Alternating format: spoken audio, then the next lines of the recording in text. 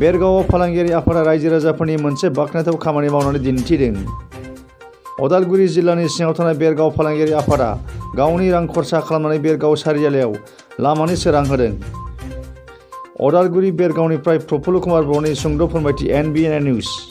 आं दायो उदालगुरि जिल्लानि सिङाव थानाय नैबे भेरगाव महकुमानि नैबे टाउनाव आरो सारियालियाव दा बेहायनो मोनसे जेंना दङमोन जे गोबाव समनिफ्राय बेहाय खोमसि जानानै दंमोन। मोनसे पुलिस पइन्ट दङ आरो बे पुलिस पइन्टआव जेबो लाइटनि बेबस्था गैयामोन। नाथाय दिनै बेरगाव चेम्बार्स अफ कमार्सनि दैदेनगिरि बिथांमोना दिनै मोनसे राहा लाबाय जे बेहाय मोनसे स्ट्रिट लाइट होनांगौ होननानै बिथांमोना गावनि बयबो चेम्बार्स अफ कमार्सनि जेसेबांखिनि माने फालांगियारि दङ बिथांमोना जयैनो रां खांलायनानै नैबे बेबस्थाखौ खालामदों। बिराद बाखनायथाव खामानि मावदों।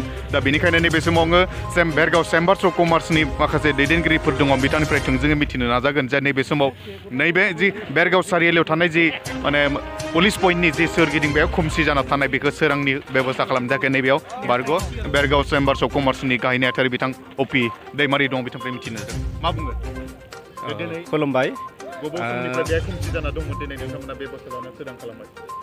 नंगौ, जोङो खोमसिनि माबायाव दङमोन। थ' खोमसिखौ जों स्रां खालामनो थाखाय जोंहा सारियालि भेरगाव बे बेवसाय सन्थाया माने बे जिथुनिखि गेजेर बे लामायाव जोंहा एसे सोरांनि आंखाल जाना दंमोन।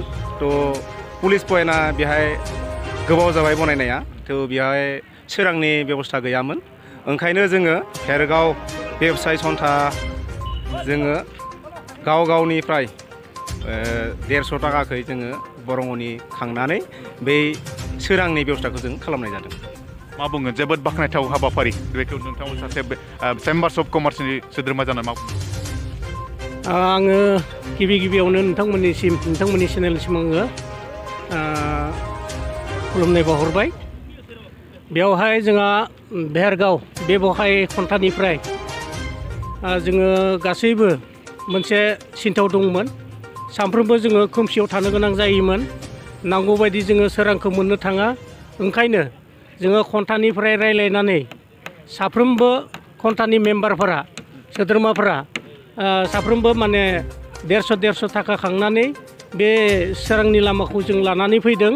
आरो जायनि जाहोनाव जोङो बे भेरगाव पुलिस पइन्टआव बे सोरां गैयैनि थाखाय सिखाव सुथुरफोरा जोंनि सायाव गोबांखिनि माने गाज्रि खाबु लायोमोन। বাজেট বুলি ক'লে আমি টাৰ্গেট ধৰি লৈছোঁ 30,000 যাব। 30,000 যাব। নাইটত আমাৰ মোটামুটি 15,000 টকা নাইটত 30,000 যাব। চৰকাৰে কিন্তু এতিয়ালৈকে ভেৰগাঁও সদৰ চহৰক কিন্তু নগৰ সমিতিলৈ পৰিৱৰ্তন কৰাৰ কোনো ব্যৱস্থা নাই। তেওঁলোকলৈ কি আহ্বান জনাব? এইটো অলৰেডি চলি আছে। এতিয়ালৈকে টাউনত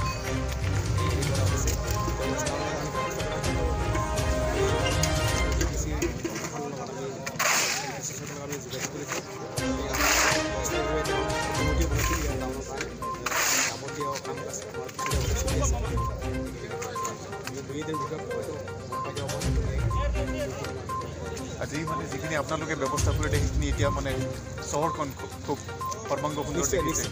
মনত কেনে মনত কামটো কৰি ভাল লাগে। যিকোনো কাম আমি যে পাৰিছোঁ চৰকাৰে ইমান আশা কৰিছিলে অসুবিধা হয়। যিহেতু তেওঁলোকৰ পইচা পাতি নাই বুলি অলৰেডি গমেই পাইছে। গতিকে আমি নিজে অলপ ব্যৱস্থা কৰিম। আৰু প্ৰয়োজন হ'লে আমি চৰকাৰৰ নিশ্চয় সহায় পাম বুলি আমি নিজে আশা কৰি আমি লাইটৰ বিষয়ে আমি চৰকাৰে কৈছোঁ যিখিনি পাইছোঁ আমাৰ ব্যৱস্থা অনুসাৰে